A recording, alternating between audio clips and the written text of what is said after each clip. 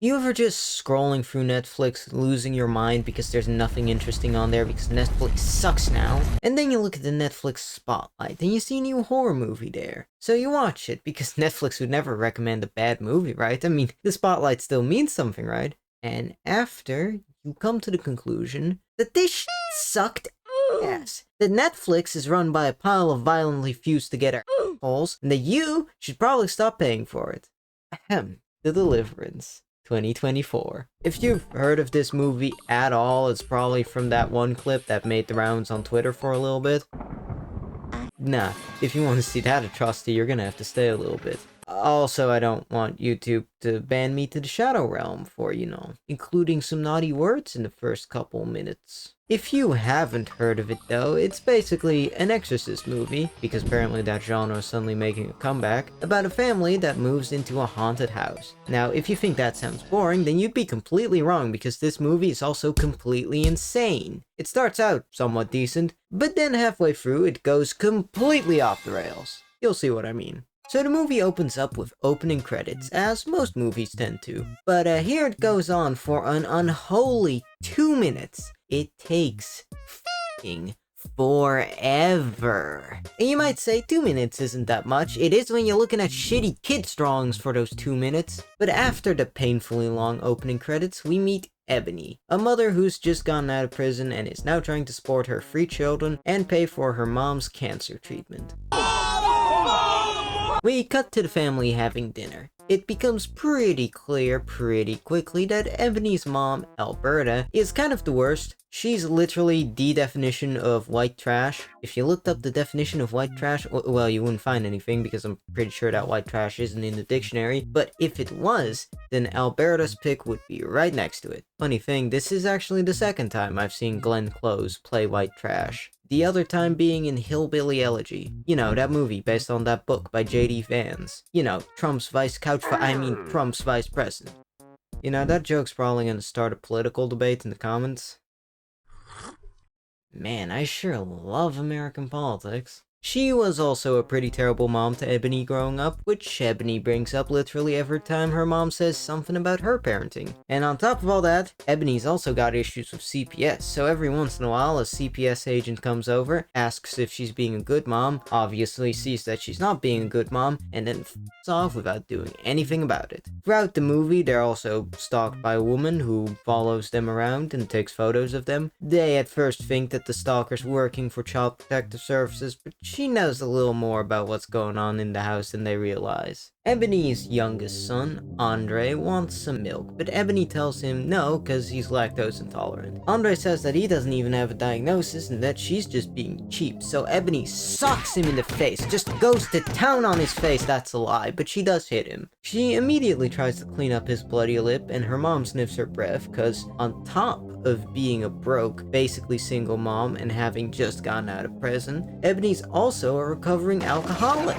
So obviously she's not the greatest mom or person, though she does care a lot about her kids. Like when her oldest son, Nate, gets harassed, she just goes over to the guys that harassed him and beats one of them up. Honestly, she starts out as a pretty interesting character. She's kind of a shitty person, but she's trying to be better. Like when Nate tells her to give back the money that he was saving so he could leave. She, kinda gets a little angry. Who the fuck do you think you talking to? Just a little, but then later she gives back the money. We don't exactly get a lot of backstory for her, but we get enough that we kinda get why she turned out the way she did. The movie gives us just enough of her trying to be better and just enough hints at why she's like this that I didn't really hate her, despite how shitty she is. I'll skip ahead to Ebony's daughter's birthday party. It's all cute at first. Foreman from House is here as well. He wants to f Grandma, cause I guess after getting fired for doctoring too well, he instead decided to become a nurse and f grannies. Ebony's also got a gay hooker friend. Eventually, Ebony starts drinking because somebody thought it was a good idea to have the recovering alcoholic in the same room as alcohol. Andre comes downstairs cause there's a guy in the closet, but Ebony just brushes him off cause, he's a dumb kid. After that, she starts downing shots like she's a league player downing their 50th Red Bull this night. Her mom and gay hooker friend don't approve though, so they leave, and the gay hooker just walks out of the movie. Same with Foreman, neither of them show up again. Ebony goes upstairs to go into an alcohol-induced coma, but she's miraculously awoken from her coma because there's some loud-ass noises coming from the kids' room. She walks in and the door mysteriously slams shut behind her. The grandma also starts hearing spooky noises coming from upstairs. She goes upstairs and finds a big off crack in the wall, Ebony on the floor, and the kids huddled in the corner. The kids, for some reason, decide to be vague as hell, but they eventually basically say that Ebony beat them up. Now, at this point, you might be wondering why I said the movie's so bad. I mean, sure, it probably doesn't sound that great, but it doesn't really sound that bad so far. Definitely not bad enough to deserve these ratings. And I thought the same at first. Anyways, then Andre shits in the middle of class and throws the shit at the teacher. That's not a joke, that's a thing that happens. The kids go to school and all of them start acting weird in class. Nate starts randomly laughing while his teacher's going over the history of the AIDS epidemic. He died on the street. The daughter just starts her period and everyone runs out of the room for some reason. Like, I get that. Kids are cruel, Jack. But like, really? It's just some blood, just some snatched juice, and acting like she just gave birth to a xenomorph. And lastly, Andre's gotta take a shit, but the teacher won't let him. So he just shits in the middle of class and then throws the shit at the teacher. Okay, so, couple things. First off, I think this is supposed to be scary. Now, the horror's mostly taken a backseat so far, but after this, the movie starts actually trying to, be a horror movie, and it sucks because it's all basically of the same caliber as this, by which I mean it's shit. Literally. Second, at this point, I noticed that the music's also terrible. For reference, it basically sounds like this.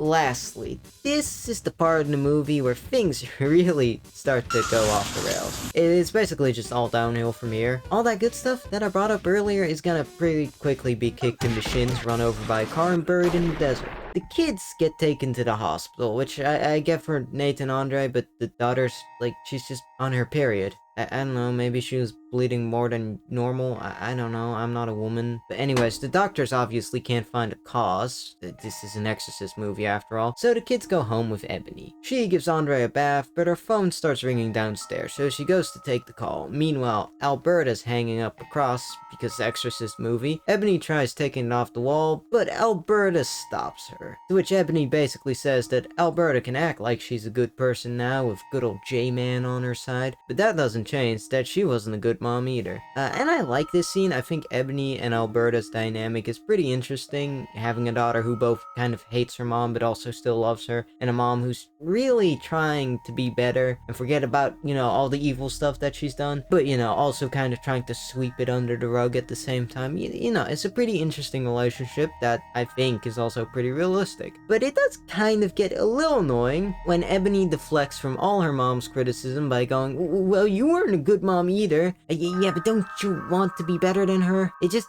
gets a little bit old when she does this for the sixth time. Anyways, she goes back upstairs and Nate's trying to drown Andre, cause he's getting real possessed now. No more gigglies, no, the demon's locked in now. Ebony pulls him off and then we cut to the next day, or a couple days later, or maybe a couple weeks. It's not really made clear. The CPS lady comes over again to ask some questions, and Ebony starts schizo-ranting to her about how her kids are saying all kinds of crazy stuff and threatening to, let's see how I can say this without, having YouTube annihilate me. Threatening to commit a Robin Williams. The CPS agent, seeing that Ebony is clearly not in a good mental state and that these kids clearly aren't in a safe environment, just leaves. She just gives Ebony a slap on the wrist, and that's it. So with all this terrible stuff going on, Ebony decides to do the only reasonable thing. And that's get drunk at a bar. But when she leaves, she encounters her stalker.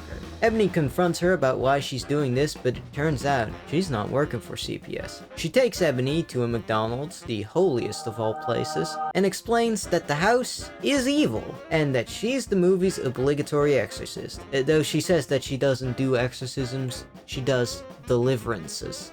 Whatever the hell that is. But you're not fooling me, movie. This is still an exorcism movie. She tried to help a family that lived there back in the 90s, but the mom ended up murdering everyone and the son went missing. It seems like Ebony starts buying into the exorcist lady's story, but then she does a 180 and tells her to basically off. Meanwhile, back home, Alberta gets murdered by the demon.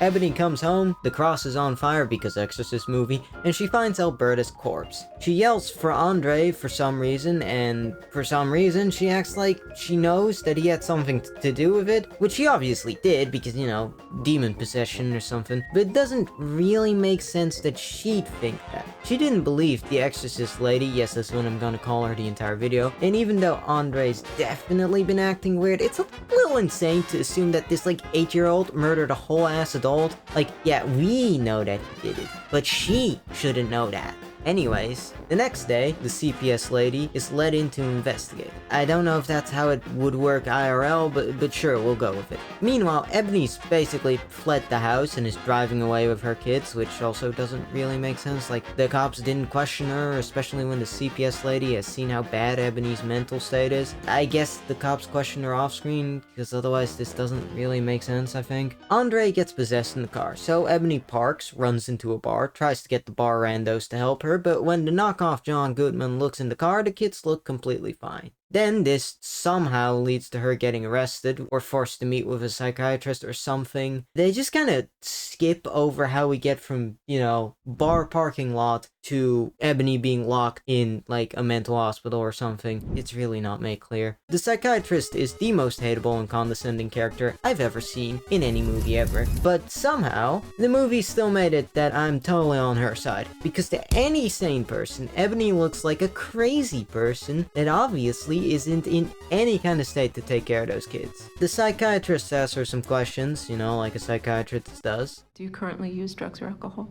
No, no drugs. Never. Does weed count? Yes, of course weed counts. It's the US. The shrink eventually figures out that she's definitely had a couple drinks lately, so they take away Ebony's kids. The CPS lady shows up again to tell Ebony that her kids are getting sent to a Christian foster care, and I've been pretty negative so far, so let me just bring up something I actually like. I think the actors do a really good job, especially Andra Day. She really makes Ebony still sympathetic, despite, you know, all the bad stuff she does. I also gotta say, I like Monique, I hope that is how it's pronounced, as the CPS lady. She makes the CPS lady both convincingly antagonistic, while also making her not completely hateable. Okay, that's enough praise. I gotta get back to hating. Ebony just gets sent home, so instead of maybe, you know, reevaluating her choices a little, maybe, you know, getting some professional help, or at least just trying to stay clean for the foreseeable future, she decides to get the help of the not exorcist lady. Meanwhile, Andre's been sent to the hospital because he's acting all possessed. The ZPS lady goes in and Andre starts saying spooky demon shit. And I'm sorry, but this scene is impossible to take seriously because it's so goofy. Like, I couldn't take anything the kid says seriously because the actor just can't sell it, which, you know, makes sense. The actor's like 8. I can't exactly blame him, but it's still just so goofy. Like, you couldn't even throw some filters on his voice, or, you know, get somebody else to do the voice. You just had the kid do the voice. It's too goofy. Then he undoes his restraints with demon magic, jumps out of bed, and crawls up the wall. And it looks terrible because the CG looks like ass. Back with the exorcist lady, she explains to Ebony that she's gonna have to face her own metaphorical demons to face the literal demon haunting her family. So Ebony confesses that her mom, sold her to a man so he could doctor disrespect her. That's how I'm gonna say it. Now, I could honestly just skip over this because it really doesn't end up mattering that much, but the reason I bring it up is because it makes a later scene feel, kinda weird. So, with her having confessed that, she now goes off to kidnap Andre from the hospital. She brings him back to the house and they begin the Deliverance. Demon Andre transforms into Demon Grandma and says some truly unholy shit. I can smell your nappy pussy. I don't know, what do you want from me? What do you want from me? What am I supposed to say about this? What do you want from me? the demon summons evil wind. So they just close the door because I guess evil demon wind can still be stopped by just closing the door. The Exorcist lady sends Ebony upstairs, then Demon Grandma transforms back into Demon Andre, and then he disappears. No, I didn't edit anything here. That's how it actually looks in the movie. Then the demon tosses the Exorcist lady around the room a little, and also starts possessing Ebony's other kids. Ebony comes back downstairs and sees Demon Andre being, you know, a creepy little weirdo. Then he disappears again. No, I didn't edit this either. It looks like a 2012 YouTube skit. Then the Exorcist lady dies. She got tossed around the room a little, and then she dies. She got her hair pulled a little, I guess, and then she just dies. So Ebony goes down into the basement. She finds Andre down there and starts throwing holy water at him. He jumps at her, slaps her, and starts dragging her around the room, and it just looks so goofy. Demon Andre transforms into Demon Ebony and starts strangling her, but then the demon pieces out for some reason. But then it starts, like, tossing non-demon Ebony around. She calls for good old J-Man, and then the demon puts its foot on her throat, and she dies. But then she starts having anime flashbacks to her kids, talks with her mom in the afterlife, I think, and God resurrects her. At least that's what I think happens, because it's really not clear what the hell's actually happening at this point. Also, it's kind of weird that they try having this heartwarming moment between Ebony and Alberta's ghost after we learned that Alberta basically sold Ebony to a guy so he could violate her. I mean, I guess maybe I simply misunderstood what exactly Ebony meant, but like, I don't know, that's what like that scene of her confession seemed to communicate to me, at least. But anyways, so then she banishes the demon back to hell and saves Andre. Then we cut to, I'm assuming, a couple days later. She's moving out of the house and the CPS lady comes to visit her. The CPS lady tells her that she's gonna help get those kids back. Then we cut to 6 months later. Ebony's got her kids back and she's also patching things up with her husband who's been in Iraq the whole movie. And that's the end. It's all heartwarming and cute. Now, first off, we're not gonna address that there was a f***ing corpse in your house? Nobody asked any questions about why there's a dead woman in your house. Wouldn't she be under some suspicion for the Exorcist lady's death, considering that she had her kids taken away, was basically confirmed to be mentally unstable by the psychiatrist, and also apparently has a criminal record and is known to be somewhat violent? Also, how the did she get her kids back? Again, there was a dead body in her house. She kidnapped her son from the hospital. Are we just gonna pretend like none of that happened? Yes, I know, the CPS agent is on her side now because, you know, she saw Demon Andre do demon stuff. But like, shouldn't there be other people involved in this? None of this makes any sense. Okay, so I've talked a lot about how terrible this movie is, but I want to go a little more into what I think really drags this movie down. Yes, obviously, the finale is absolute ass, and I'll get to that in a moment, but I think that the real problem is that the movie decides to randomly start focusing on the demon stuff halfway through, when the first half focuses on the family drama, which is way more interesting, by the way. It's honestly really weird how the movie just completely switched halfway through to just being The Conjuring, basically. You know what the difference is, though? The Conjuring immediately established that demons and ghosts are real, but this movie doesn't do that. I mean, sure, there's some hints that demon stuff is happening in the background, but it's really not the focus for most of the movie. Also, it tries to make you question whether Ebony's just going crazy or not, but then it just drops that halfway through. I really just wish they'd actually went with Ebony going crazy due to all the stress of being a broke mom whose husband basically abandoned her. I think that would have been way more interesting. Alternatively, drop all the demon stuff and just have it be about the family drama. Now, the exorcism scenes are also terrible. I honestly think that the exorcism scenes in The Pope's Exorcist are better.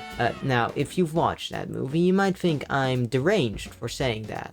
But no, the exorcism scenes in this movie are just that bad. Like, how am I supposed to take any of this seriously? It's not scary. They don't really do anything interesting with it. It doesn't even really feel like there's any stakes. The demon summons evil wind, and that's basically it. Like, at least in The Pope's Exorcist, it felt like there were some stakes. It felt like the demon was at least trying to kill them and with their mind. It still wasn't good, mind you, but at least it was something. But speaking of the horror, there really isn't any. Unless I was supposed to be scared of shit flinging and nappy puppies. Oh yeah, and the final 30 minutes straight up feel like a completely separate movie. It's like they stitched two unrelated scripts together, which ends up making the movie feel like a Frankenstein mess. It just feels completely out of place with the rest of the movie. And that might be because this might not have been the director's original intention. You see, while doing some research, and by research I mean reading the Wikipedia page, I came across this interesting little quote from the director where he implies that he had to change some stuff to satisfy Netflix. So I read the interview where he said that, and he literally says that he had to sell out a little, which to me sounds like maybe Netflix made him change some stuff to be more horror-y and more marketable, which could explain why the finale feels so random. On the other hand, he also says that he had Final Cut, and obviously I don't exactly know what his original intentions were with the movie, so maybe this is exactly how he wanted the movie to turn out. Maybe randomly switching to basically being a completely different movie halfway through is exactly how he intended the movie to be. Maybe all the insane demon shit at the end is exactly what he wanted. I don't know, but it doesn't really matter, I guess, because, well, the movie turned out to be shit. So yeah, that's the Deliverance. It's ass, and it sucks because I really thought it would turn out to be kinda decent. You know, at the start I was like, I don't get it. Why does this have such bad reviews? I don't get it. Well then, Andra threw his shit at the teacher, and suddenly I kinda got it. I don't really know how to end this video. So, Damn, what a line. What a statement. God, this really is just the Pope's Exorcist all over again.